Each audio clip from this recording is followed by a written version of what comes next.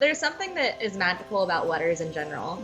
And especially like when it's something like this, where it's between two people that have this kind of feeling for each other, and reading that on paper, it's almost like you're back in time again. It's almost like a little time capsule. We were vacationing in Gatlinburg. The boys, they insisted that we had to go to this gun and knife store. So we went in and we realized it was not just guns and knives. It was like 4 stories of anything you could ever think of they had there. I was looking and I saw a thing of pictures, and it had World War II pictures. I was like, oh my gosh, I gotta see that. And then Megan saw the letters, it was right next to it. And then she was like, oh my gosh, there's like multiple ones with the same person. So I started looking through them. We both were reading them.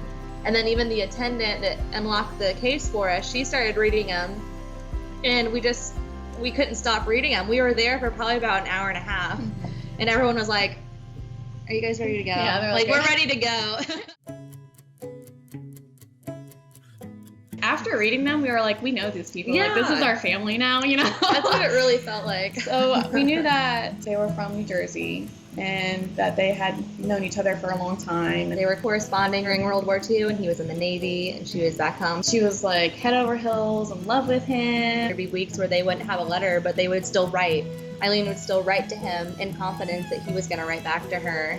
And I feel like that's something that we kind of lack now. Like if we get a message from someone, you know, we don't put a lot of thought into it. Okay, cool, bye. Yeah. Send an emoji. But, you know, they would write things out. Like Eileen would she wrote out a whole cross and X's, like for kisses. I think it was the second to last letter. He was like, let's just get married right now, you know. But then it was like, that was it. Yeah. It was like a drop off. We're like, wait, I know. We're like, what happened?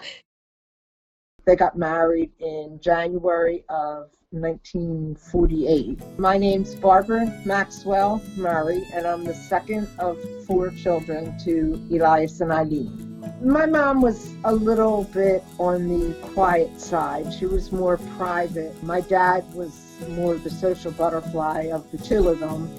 They were both hardworking people. They gave up a lot for us.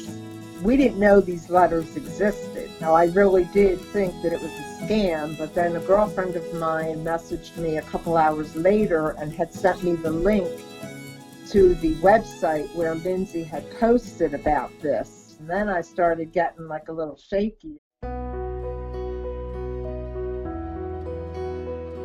We just thought it would be a really cool experience to see where they were and see where they grew up and, you know, walk where they walked.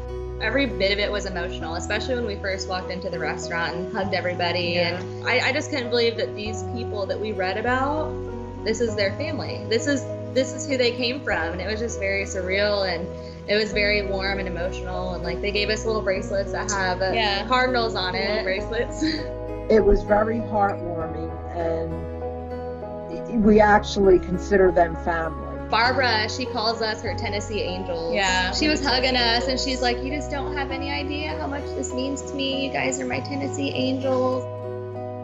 They probably would have never dreamed that people 70 years later would be finding them in an antique store and then buying them. It was interesting to see my parents, that part of their life.